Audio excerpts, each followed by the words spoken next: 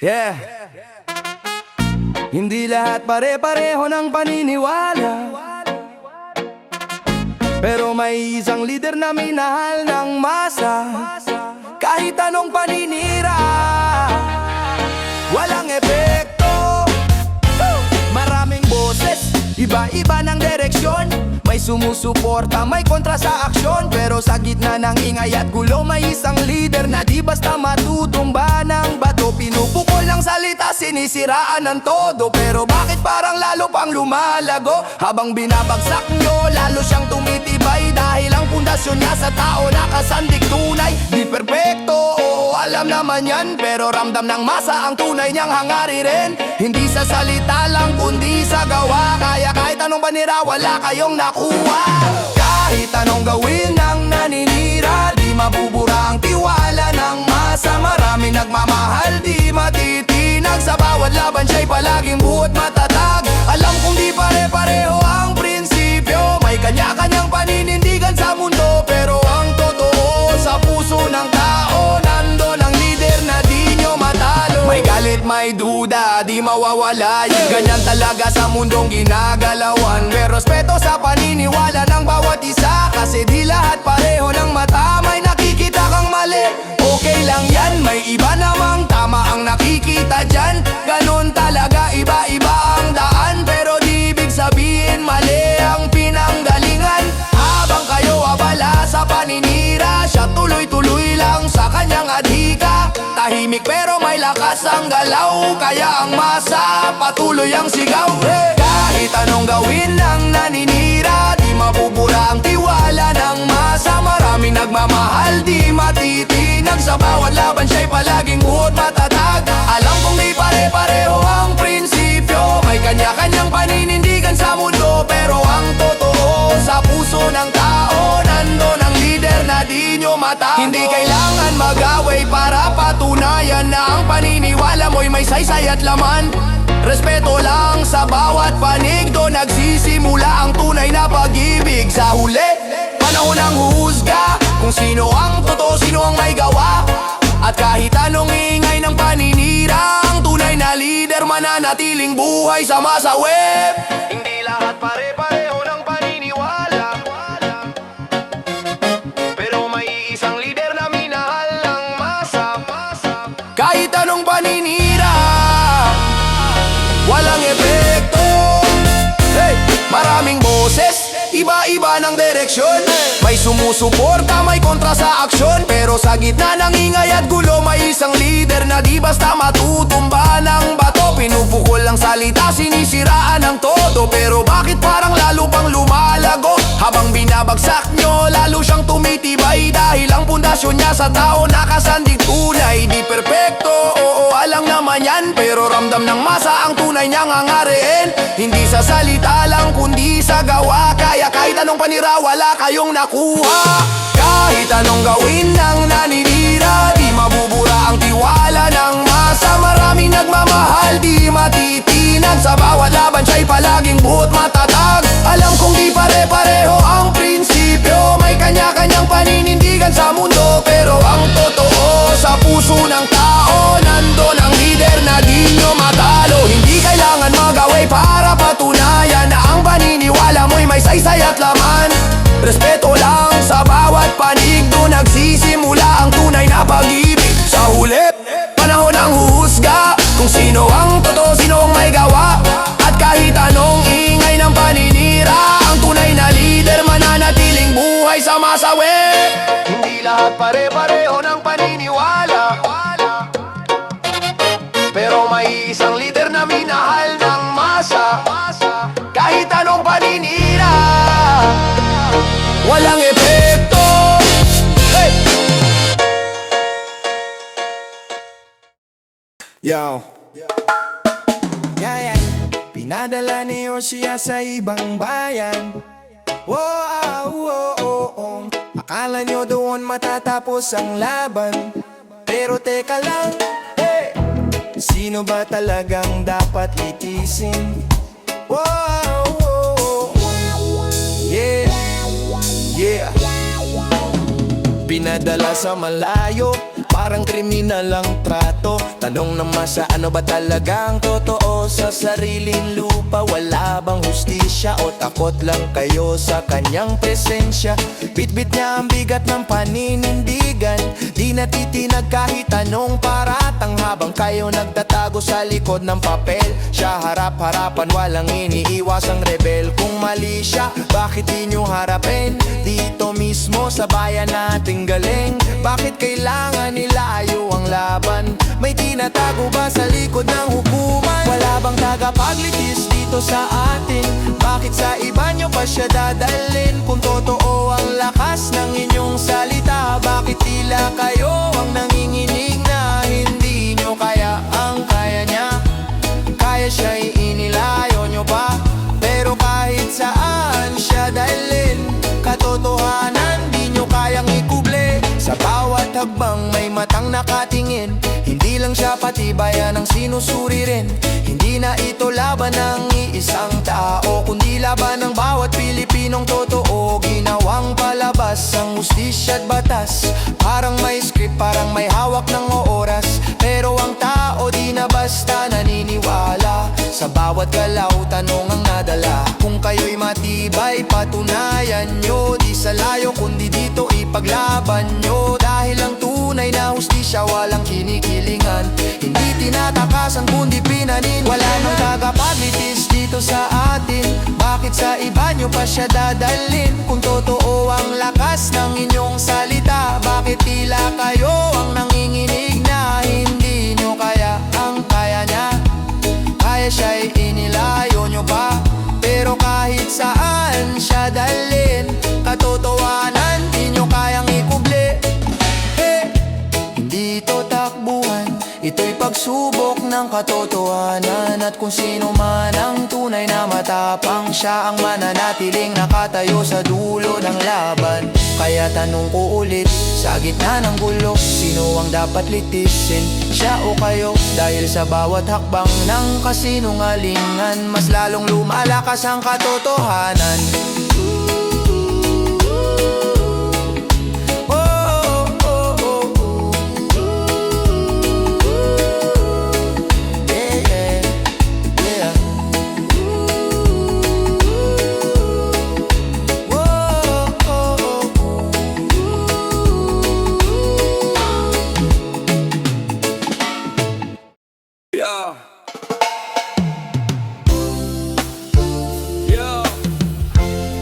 Iba-ibang kwento sa media, iba-iba ang gulo, pero ano ba talaga ang totoo?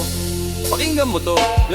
Isa, sa TV may masama, sa net may mabuti. Depende sa nagsasalita kung anong mabubuo sa kwento mo, Headline dito, kontra doon ang linya, nalilito ang tao. Sino ba talaga ang bida? Pero pag tinignan mo ang gawa, hindi salita, doon mo makikita kung sino ang may silbi talaga. Hindi perpekto, pero may konkretong hakbang. Hindi puro pangako na napupunta sa hangin lang. Sa kalsada mas panatag ang hakbang. Walang kaba sa dilim kahit gabi ang lakad. Ramdam mo ang kayusan sa paligid, parang may bantay kahit wala kang kasamang hawak na sandat at galit. Iba-iba man ang sinasabi nila, sa media may mali, may tama, pero sa gawa, doon ka tumingin kung sino ang lider na tunay sa paningin. Masarap maglakad ng walang pangamba, walang alinlangan sa bawat hakbang mo tama.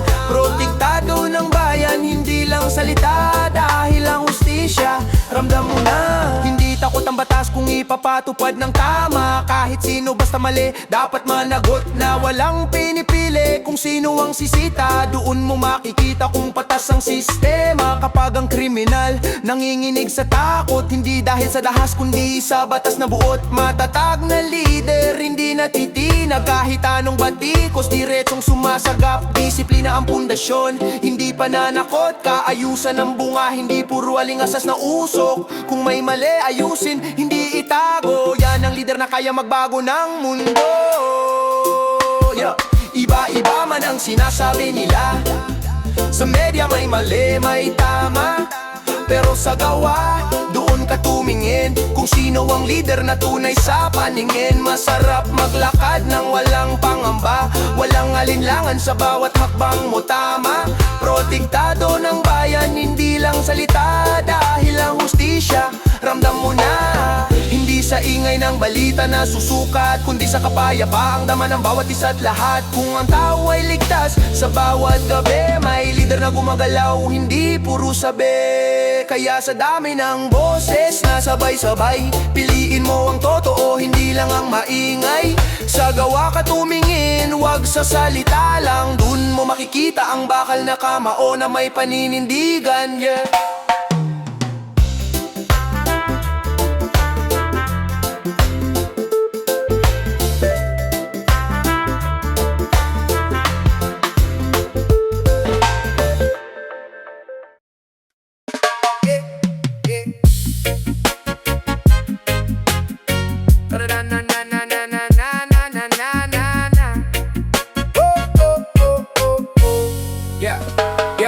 Bakit siya ang pinagkulungan? Bakit siya ang nilagyan ng sala? Sa dami ng may kasalanan, bakit siya pa ang napala? Mga tunay na dapat nakatayo pa sa entablado, habang ang inosente nakadena sa madilim na kwarto. Bulag ba ang hustisya o sadyang may pinipili? May pera ka, ligtas ka, yan ba ang tunay na nangyayari? Bakit ang mahirap laging unang nahuhuli, habang ang makapangyarihan tahimik lang sa tabi? Bakit siya? Bakit hindi sila? Sino ba ang tama sa mata ng masa? Kung ang bata ay para sa lahat, bakit may nakakalusot at may bumabagsak?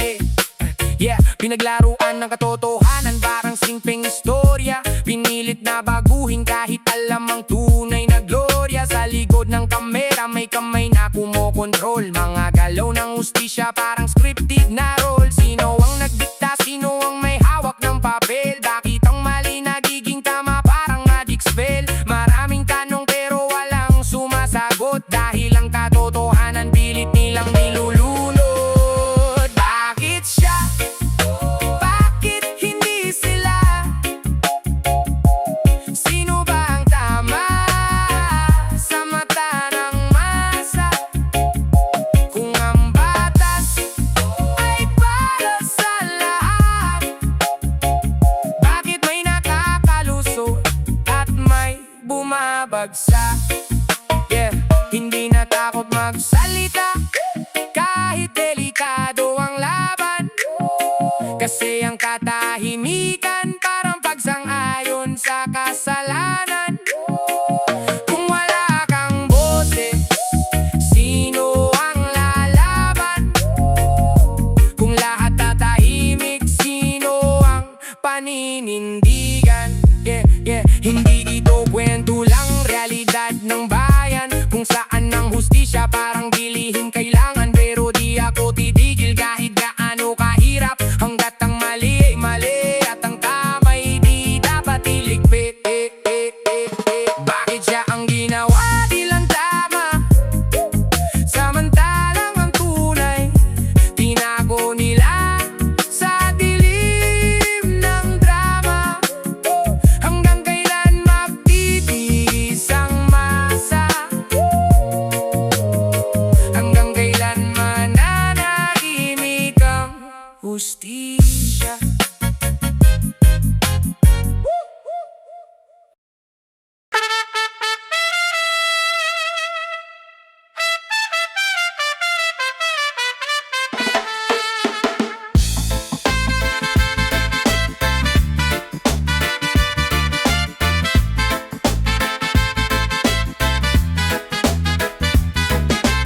Bakit kung sino pa yung tumindig, siya pa ang pinipiga. Kung sino pa ang nagbantay, siya pa ang sinisisi sa gulo ng bansa.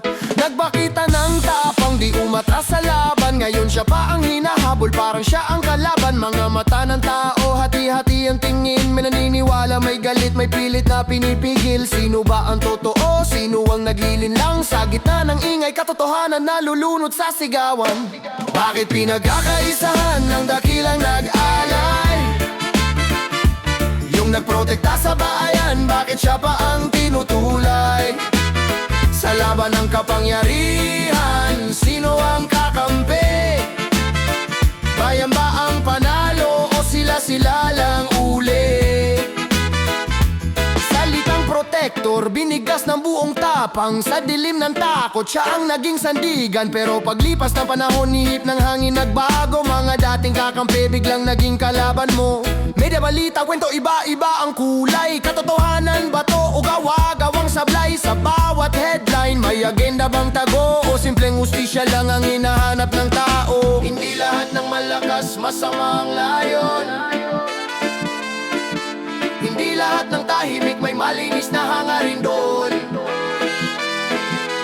Sa gitna ng laban, sino ang huhusga? Ikaw, ako, sila na may hawak ng kamera. Kung mali, panagutin niya ng tama. Pero kung tama, bakit tila siya'y pinapahamak pa? Sa dami ng sakripisyo, dugot pawis na ibinuhos. Bakit parang nabura, parang wala naganap na ayos? Bayan ang tanong, bayan ang sasagot. Hindi dapat iasa sa ilang may hawak ng puwesto. Kung tunay kang nagmamahal sa lupang sinilangan, hanapin ang totoo, wag padala sa sigawan. Bakit pinagkakaisahan ng dakilang nag-alay? Yung nagprotekta sa bayan, bakit siya pa ang tinutulay? Sa laban ng kapangyarihan, sino ang kakampi? Bayan ba ang panalo o sila lang uli? Sa dulo ng lahat, hindi pangalan ang mahalaga, kundi ang katotohanan.